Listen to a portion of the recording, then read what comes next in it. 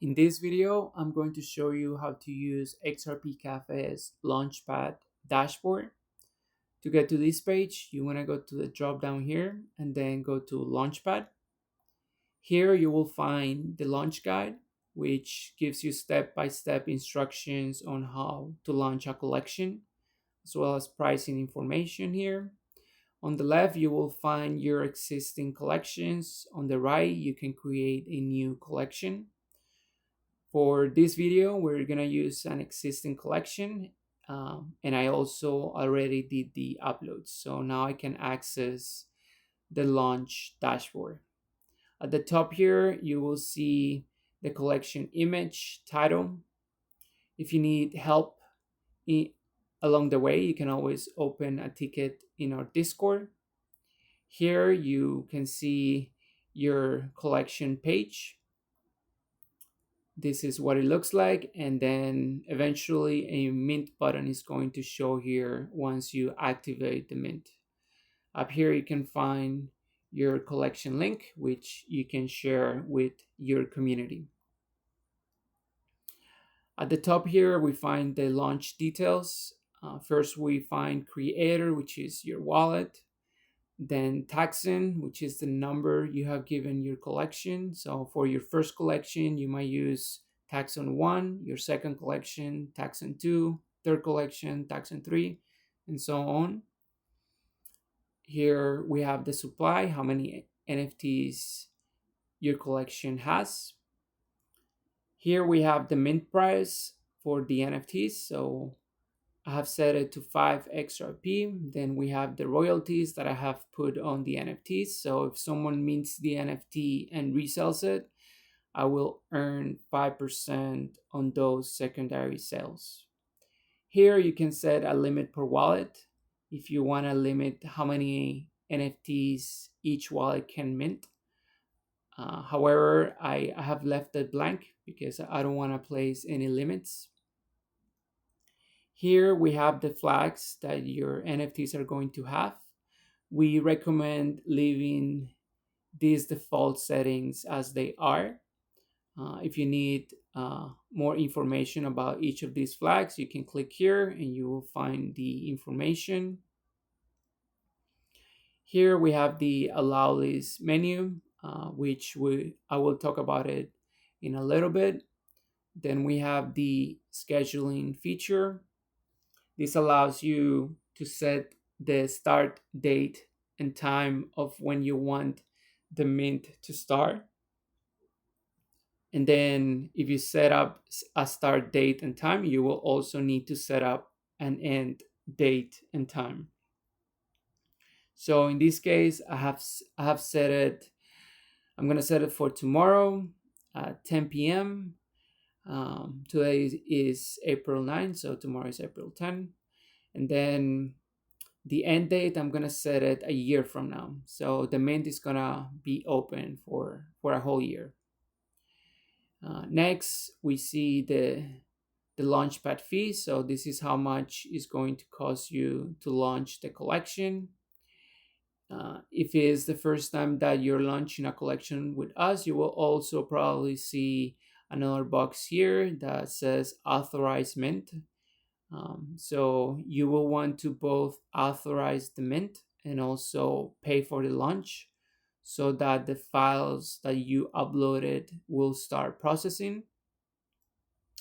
And then down here on the last menu, you will find the launch status. It says inactive because the files are still processing. If I click there, you will see that I have excess still, but once I pay for the mint and authorize the minter, the files will start to process here, and this will turn into check marks. And once those are all check marks, here it will change to active. Next, we have the mint status. This is the button that is going to turn on your mint, and that is going to show a mint button here on the collection page. So once you turn this on, your mint will go live. And if it's only this button that's on, it's going to be a public mint, so anyone will be able to mint NFTs from your collection. um, but let's say that you want to only allow a specific set of wallets to be able to mint your NFTs, then you will also turn on the allow list button. So you will have both of these buttons on, and then you will add the addresses that you want to allow to mint on this menu. So here I have added my wallet address, but I'm going to remove it, and then I'm going to re-add it again to show you. So here I'm going to add my wallet address, and I'm gonna allow myself to mint 10 NFTs maximum. So I add the wallet, and then I click add to list.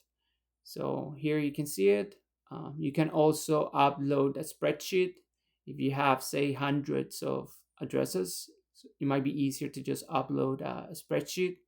The spreadsheet must follow this format: two columns, one called address and another called mints.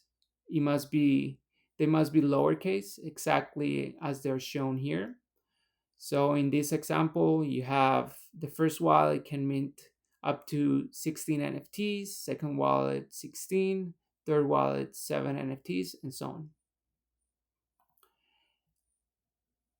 Once that's said, your allow list mint will be enabled. Basically, you will have these two buttons on, and you will have an allow list mint.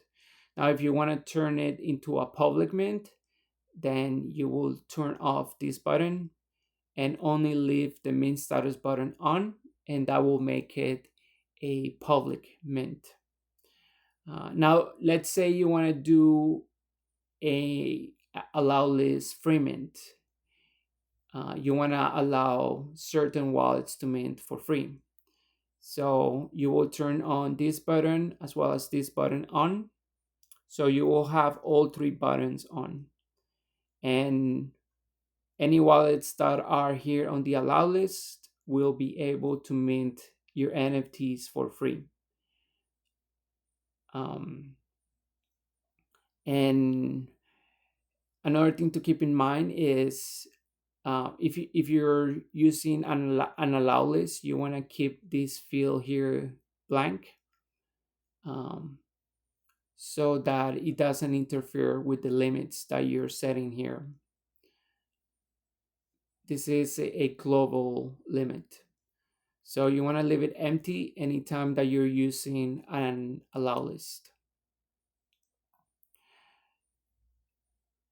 Now, let's say I want to show a timer on the collection page, a countdown before the mint starts.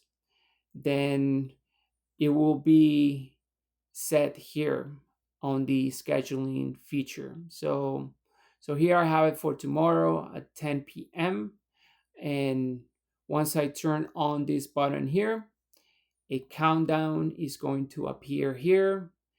And as soon as the countdown reaches 0, automatically a mint button is going to appear and people will be able to mint. So this is very convenient when you want to schedule exactly the time when you want the mint to start, as well as schedule your social media posts and so on, so that they both match. Other than that, here you can see your total number of NFTs minted, how much revenue you have generated, as well as reset mint counts, which resets how many NFTs everyone has minted. So if I mint 10 NFTs and then I click here, reset, then I will be able to mint 10 more NFTs, basically. Now, the last option that you might think of is a public free mint. In case I want to do a public free mint, then I will turn on this button and this button here on top, and that will make my mint fully free. So people will be able to mint the NFTs for free, anyone, um, because the allow list button is off. So anyone will be able to mint the NFTs for free. Other than that, you can always go back to this dashboard. Um, even while your NFTs are processing here, you can move around the website and come back later to check their status. You can always find the option here, Launchpad. So yeah, if you need any help that maybe wasn't covered in this video, you can always open a ticket in our Discord, and we will be happy to help you resolve any issues. That pretty much covers everything. So thanks for watching.